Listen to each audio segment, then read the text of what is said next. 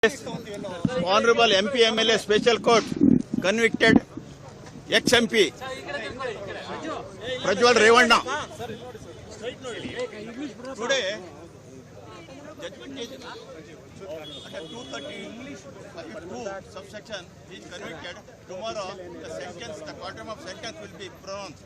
So what worked for the prosecution? What evidence were the clinching evidence? Here in this case, we are examined 26 witnesses on behalf of the prosecution, though I was cited more than 100 witnesses, and we have got marked 180 documents in favor of the prosecution. Defense also got marked 2 documents, D1 and D2. That's all. And main evidence is of the victim lady. That is very, very much convincing one. Hence, I think much importance was naturally goes to the evidence. With the speed of the trial and the way things went? Yes, 38 adjournments court taken. I think this is one of the recent cases. Very fast trial has been taken consideration and disposed.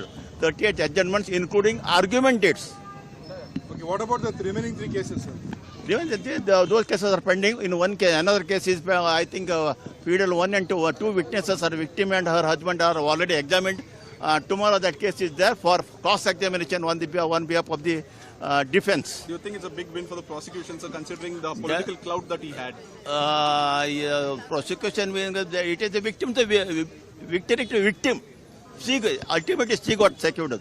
And also, I congratulate the SIT team very, I think, deeply and minutely they have initiated in all respect, because we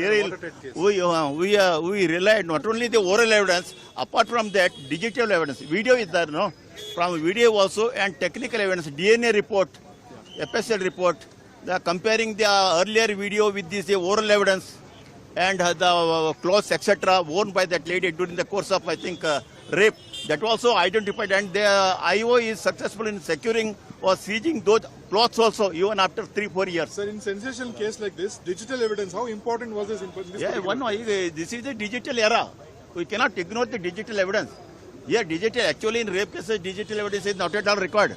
How can we expect digital evidence in such cases? But because of the, I think, pleasure of the accused, he himself recorded the video during his illegal acts or sexual acts. Because of that only, we have taken into assistance of the digital evidence to find out the truth. Because the incident had taken place 3-4 years back.